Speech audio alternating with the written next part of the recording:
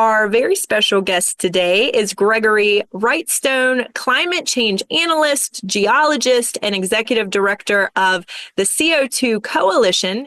If it was the Christmas season, I would bring you glad tidings of great joy about what's actually going on with the climate and the climate change. And is it changing? You're darn right it is. We're in a warming Okay. period. We're in a Well, warming period. And okay. it started more than 300 years ago, 200 years before we started adding a lot of carbon dioxide to the atmosphere. And we always say we're thankfully in this warming period because what it did was brought us out of probably the coldest period of the last 10,000 years. It was called the Little Ice Age, and it was horrific. A third of the population of the world perished. Half the population of Iceland perished. There was famine. It was a bad time. And so thankfully, we've been in this warming period, and we warmed about 1.5 degrees Celsius. And that's not too dangerous of a warming.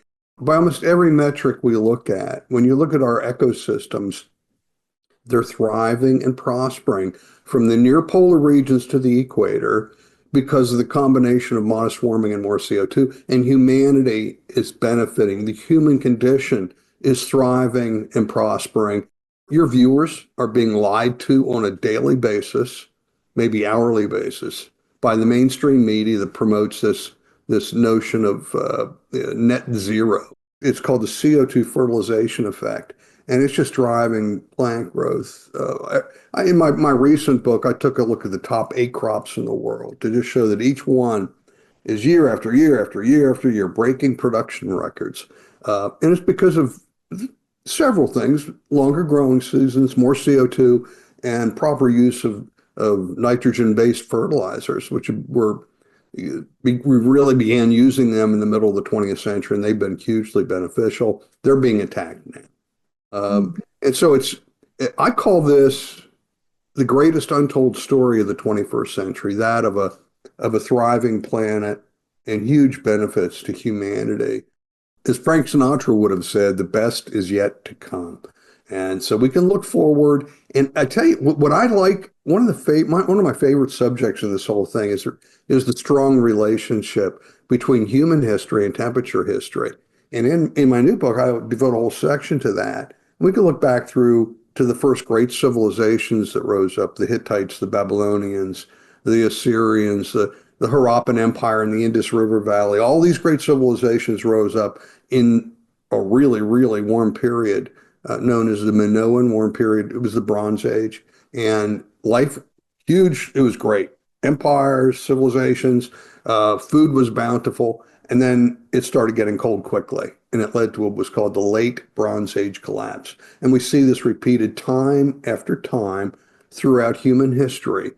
The data tell us that deaths from natural disasters have been declining almost 99% since 1900. And so what's their solution for global warming, man-made catastrophe?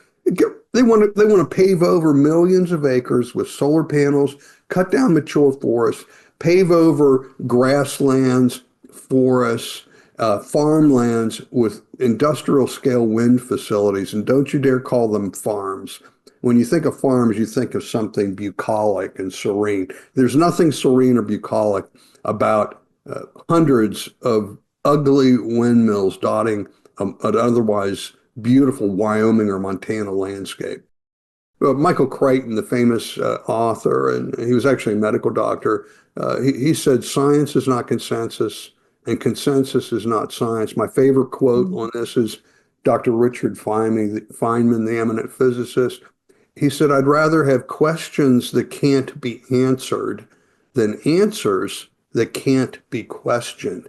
I lead the CO2 Coalition. We're the preeminent scientific organization in the world that's pushing back against this climate crisis notion. We've got astronauts. We've got the 2022 Nobel laureate in physics in John Clauser. We've got just the most esteemed physics PhDs in the world. I work with them every day.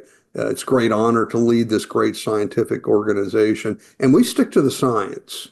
We've really imposed some real strict policies. We need to try and stay away from the politics for our group. Right. because we lose our credibility. If we go political, we lose our credibility as scientists. I want to be able to speak forcefully and promote the scientific method. The Right. others promote consensus science. They always rely to this. They go back. They fall back to a consensus.